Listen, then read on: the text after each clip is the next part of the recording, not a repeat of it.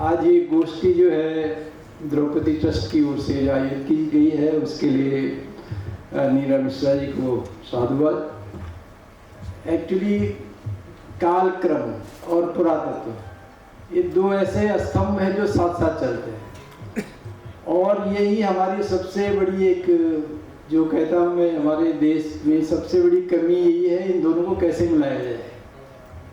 क्योंकि हमारे पास पूरा एक स्तंभ है जिसमें हमारे पास तिथियां हैं, प्राचीन साहित्य है, हमारे एपिक्स है, और दूसरी तरफ ऐसा है हमारे पास पुरातात्विक सामग्री है, वो भी हमारे पास प्री हिस्टोरिक से लेकर के अब तक है।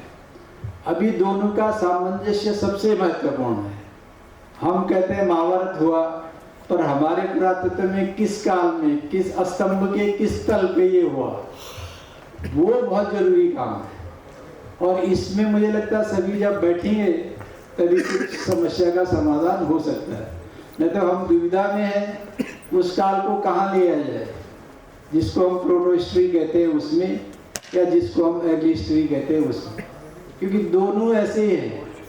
और इसके लिए हमें एक्चुअली पुरातत्व को समझना होगा, समाज, सोसाइटी, सभ्यता का विकास कैसे होता है, उसमें बहुत सारे जो क्लाइमेट का, पर्यावरण का, उसका क्या क्या किस किस काल में क्या परिस्थितियाँ रही होंगी, उसका क्या प्रभाव पड़ा होगा आदमी लोगों की बस्तियों के बीच में, उनके स्थानांतरण के बीच में, ये सब समझ के ही हम ये तिथियां और कालक्रम निर्धारित कर पाएंगे, और वो हमारा एक, जिस दिन हम ये सब कर पाएंगे वो हमारा एक बड़ा अचीवमेंट होता है। इस संदर्भ में ये कहूँगा कि सबसे बड़ा आज की जो एक समस्या है ये मैक्स मूलर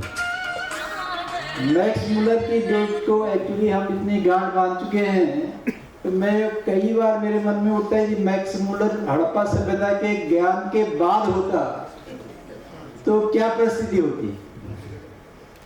तो इसी में सारा तत्व छुपा हुआ है।